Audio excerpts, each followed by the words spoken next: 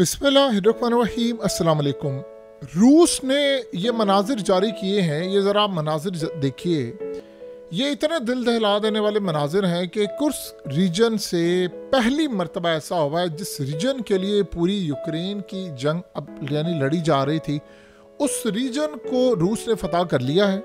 और वहाँ पर जो तबाही मचाई है आप ये देख सकते हैं कि वहाँ इनके मिसाइलों ने, ड्रोन्स ने, इनकी यानी आप समझ लें हमला करने की जो कैपेसिटी थी उसने यूक्रेन को उड़ा कर रख दिया है। इतना नुकसान किया है कि ये रीजन उनके हाथ से निकल गया और वहाँ से फोर्सेस छोड़कर भाग गई हैं। उन्होंने ये मनाजिर जारी करके पैगाम दिया है ज़ेलेंस्की को कि सरेंडर कर दो, अब तुम्हारे हाथ में कुछ नहीं रहा, ये इलाका तुम्हारे हाथ से निकल चुका है, हम फौजें वापस लेकर आ गए हैं और अब जितनी देर करोगे हम सारे के सारे यूक्रेन पर फतह हासिल कर लेंगे। उसके बाद रूस ने जो मिसाइल मारे हैं आप ये मनाजिर देख सकते हैं, तोड़ा बुरा उन्होंने बना दिया, खंडर बना दिया है। यानी आपको ये लगेगा कि गज़ा के जो हालात हैं वो असल में रिपीट होने के लिए जा रहे हैं। गज़ा में डिफरेंस ये था कि वहाँ पर रूस नहीं था, वहाँ पर इजराइल ने मासूमों को मारा। यहाँ पर अब देखिए यूक्रेन कहता है मासूमों को मारा है, रूस कहता है फलाना करता है। ट्रम्प से पूछा गया कि ये जो पुतिन है ये वहाँ मासूमों को भी मारता है, फलाना करता है, वो तो कातिल है और वो ऐसा वो वैसा है। तो उसने आगे जवाब दिया क्या हमारे यहाँ पर कातिल नहीं है? उसने कहा कि क्या इराक में हमने क्या असर किया, अफगानिस्तान में जो हाल किया है, उसने कहा ये बाकी ममालिक में जाकर जो हाल किया, तुम क्या लगता है? यानी उसने एंकर को कहा तुम्हें क्या लगता है कि कातिल दुनिया में बैठे हुए हैं, तो जो हमारे यहाँ पर कातिल बैठे हुए हैं जिन्होंने जंगें छेड़ी हैं, जिन्होंने लाखों लोग मार दिए, अब उनकी बात नहीं करते। अब यहाँ असल में देखिए जो लड़ाई बढ़ रही है, जाहिर सी बात है अगर आप पॉइंट ऑफ व्यू देखें तो रूस ये कह रहा है भाई मैंने तो हमला करना है। आप जब भी कहीं मासूम मरे याद रखिएगा उसको कंडेम करना चाहिए, चाहे वो यूक्रेन में हो रूस में। लेकिन सिनेरियो यहाँ पर ये बन रहा है कि इस वक्त रूस ने वो हमले शुरू कर दिए हैं जो उन्होंने आज से पहले नहीं किए। और अब हुआ क्या है, अब सिनेरियो ये है कि वो होटल्स को हिट कर रहा है, वो इनकी फैक्ट्रीज को हिट कर रहा है, वो इनकी एनर्जी को हिट कर रहा है। इतनी बमबारी उसने कर दी है, इतनी बमबारी कर दी है कि यूक्रेन की फौजों ने सरेंडर कर दिया। उन्होंने कहा जी हमने ज़ेलेंस्की के लिए नहीं लड़ना और वहां से लोग भाग रहे हैं। अब ये कर क्या रहे, ये जा रहा है सऊदी अरब और मोहम्मद बिन सलमान से इनकी है मुलाकात। यानी ज़ेलेंस्की इस वक्त सऊदी अरब के दौरे पर हंगामी बेसिस पर जा रहा है कि यार ये बचाएं मुझे ब्रिटेन से। और असल में इस सिनेरियो के अंदर मामला ये चल रहा है कि आपको पता है कि सऊदी अरब के अंदर मुज़ाकरात हो रहे हैं, तो अब वो असल में मोहम्मद बिन सलमान के पास जा रहा है और जाकर उसे कह रहा है कि देखें आप मुझे बचाएं पुतिन से। ये पूरे का पूरा यूक्रेन फतह होने वाला है। असल मसला ये है कि ज़्यादा देर अब यूक्रेन इनके हाथ में रहेगा नहीं, ये जितना देर करते जाएंगे ये बिल्कुल एग्जैक्टली वही अफगानिस्तान वाली सूरत हाल हो रही है कि यानी वो अफगान तालिबान लड़ रहे थे, आखिरी दिनों में ज़्यादा चीज़ें तेज़ी से फतह होती हैं। यानी आपको याद कीजिए काबुल के अंदर एक गोली नहीं चली थी, काबुल फतह जिसने किया वो तो जीत गया। एक टाइम ऐसा आया पता ये चला कि सिर्फ 1200 किलोमीटर दूर रह गए हैं अफगान तालिबान, फिर 1200 से 800, फिर 700, फिर 600, फिर 500 और वो जो आखिरी 500 थे वो तो बगैर गोली चलाए उन्होंने फतह कर लिए क्योंकि फौजों ने हथियार फेंक दिए थे। और बाद में अमेरिका पर लग रहा था कि भाई तुमने ये ट्रेनिंग दी है कि उन्होंने काम किया। अब असल में एग्जैक्टली चीज़ ये रिपीट हो रही है सेम यूक्रेन के अंदर, वो हथियार फेंकते जा रहे हैं। उन्होंने कहा जी हम तो यहाँ पर लड़ाई नहीं करने वाले, ये मामला हमारे कंट्रोल से बाहर चला गया है, हमने हथियार यहाँ पर फेंक दिए हैं और हथियार फेंकने के साथ साथ अब लोग मरे। तो ये अब तक की तबाही की सबसे बड़ी दास्तान है। अब वो जाकर सऊदी अरब को कह रहा है कि यार आप पुतिन को समझाएं और ये टर्म्स एंड कंडीशन बदले। देखिए पुतिन किसी की नहीं सुनता, वो बंदा किसी की नहीं सुन रहा। वो कह रहा है कि मेरे मुल्क पर हमला, जिस बंदे ने इतनी बड़ी स्टेटमेंट दे दी हो कि जिस दुनिया में रूस नहीं है उस दुनिया का करना कि उसको तो पूरा का पूरा तबाह हो जाना चाहिए, तो हम नहीं रहेंगे तो हम सबको तबाह कर देंगे। जब आप सोचें इतनी बड़ी स्टेटमेंट अगले बंदे ने दे दी है तो बाकी चीज़ें क्या रहती हैं। अब यहाँ जो सबसे बड़ा मसला हुआ है कि यूरोप ने इसको फंसा दिया है यूक्रेन को। आप असल बात समझिए, अमेरिका ने हथियार दिए, अमेरिका ने इंटेलिजेंस दी, तो वो हमले कहीं ना कहीं रुके हुए थे। जब वो सपोर्ट उसने खींच ली, अभी तो देखे ना यूरोप डिसाइड कर रहा है 5000 मिसाइल ऐलान कर दिया, देना, पहुंचाना, बजट देना, पैसे देना, फलाना करना, इसमें टाइम लगेगा, इसमें चाहे 2 महीने लगे 3 लगे, उतनी देर में वो तेजी से फतह करता जा रहा है। 2 महीने बाद तो इतने इलाके हाथ से निकल जाएंगे कि आप और हम उसका अंदाजा भी नहीं लगा सकते। प्यूटिन ने ये बताया है कि मैंने अब ऑर्डर जारी कर दिया है, अब इतने हमले होंगे कि ज़ेलेंस्की अनकरीब वो टाइम आने वाला। देखिए, आपको क्या लगता है कि प्यूटिन अगर इतने हमले कर रहा है, क्या वो सदारती महल पर हमला नहीं कर सकता? वो ज़ेलेंस्की को उड़ा नहीं सकता? दुनिया की कोई ताकत उसका रोस्टिंग मिसाइल रोक नहीं सकती। वो चाहे तो 5 सेकंड के अंदर वो उड़ा दे इसको।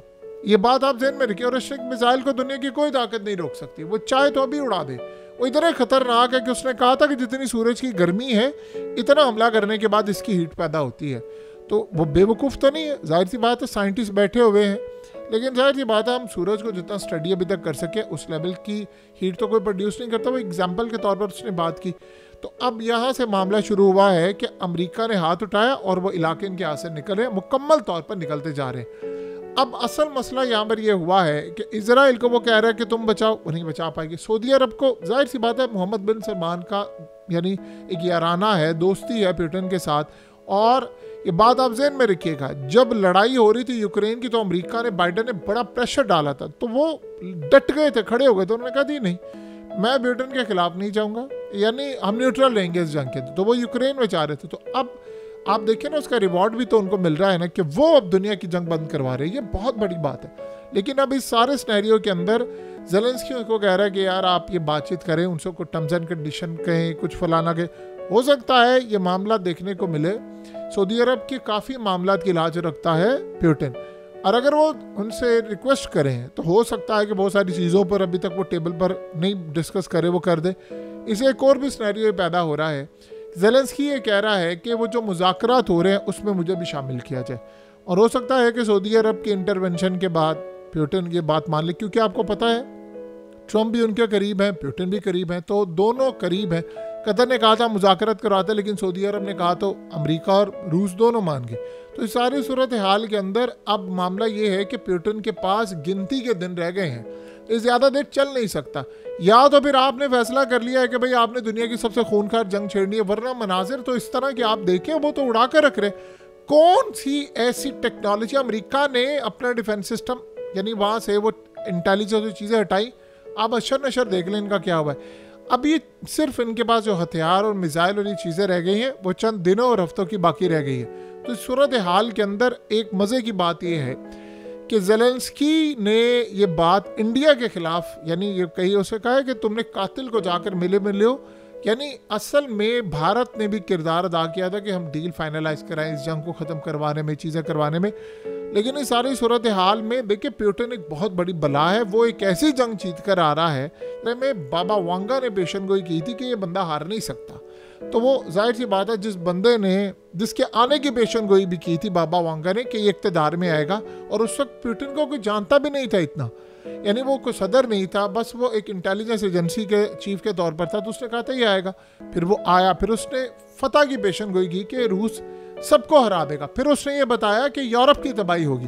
तो अब ये सारे का सारा सिनेरियो, एक गलती करनी है सिर्फ यूरोप ने, सिर्फ एक गलती करनी है, और यही मिसाइल, यही तमाम चीज़ें उनको जाकर हिट करेंगी।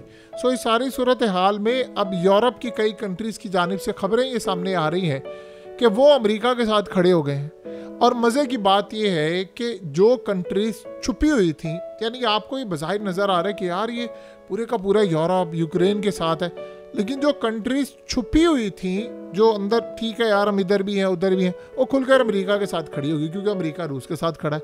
यानी आप हंगरी की मिसाल ले लें, आप इटली की मिसाल ले लें, तो ये बड़े पैमाने पर मामला हो रहा है। अब अमेरिका के लिए जो ऑप्शन जो है वो तो खुले। देखिए अमेरिका ने ऐलान तो कर दिया था कि जी मैं हमला नहीं करूँगा, तो फलाना नहीं करूँगा, ईरान पर नहीं, हम ये नहीं करेंगे, हम जंगें बंद करेंगे, तो रूस भी ये काम करे। आप अंदाज़ा करें, उसे कहा जी मैं रूस पर पाबंदियाँ लगाऊंगा। उसने कहा ट्रम्प को ये पाबंदियाँ तुम अपनी ना जेब में रखो, ये मैंने कर दिया हमला, अब जो करना है कर लो। अब आप ये सोचें कि यूरोप बेबस है, क्या करेगा यूरोप? उसने कहा है कि एक फौज का नुमाइंदा, एक बंदा भी आया ना अगर नेटो का यहाँ पर, तो मैं उड़ा कर रख दूंगा और इस सारी सूरत हाल के अंदर सारे के सारे मामला क्लियर कर दूंगा। अगले मरहले में एक चीज़ बड़ी क्लियर हो रही है, चीज़ें सिनेरियो बदल रहा है, मामला बड़े क्लियर हो रहे हैं। आपको एक चीज बड़ी क्लियर होती हुई नजर आएगी, इनमें से किसी ने रेड लाइन क्रॉस की तो रेशनिक मिसाइल वो तबाही मचाएगा कि इनके बड़ों ने ख्वाब में भी ना सोचा होगा। सो अब रूस ने अपनी ताकत दिखाना शुरू कर दी। बिल्कुल काबुल सिनेरियो इस वक्त सामने आ रहा है, फौजें भाग रही हैं और ये मनाजिर बता रहे हैं कि कितनी बड़ी तबाही इस वक्त रूस में मचाने की जो कोशिश थी वो नाकाम हुई है। वो उल्टा यूक्रेन में गई। यूक्रेन का बहुत बड़ा इलाका रूस ने फतह कर लिया है और ये सारे कह रहे हैं जी ट्रम्प की मेहरबानी से फतह किया।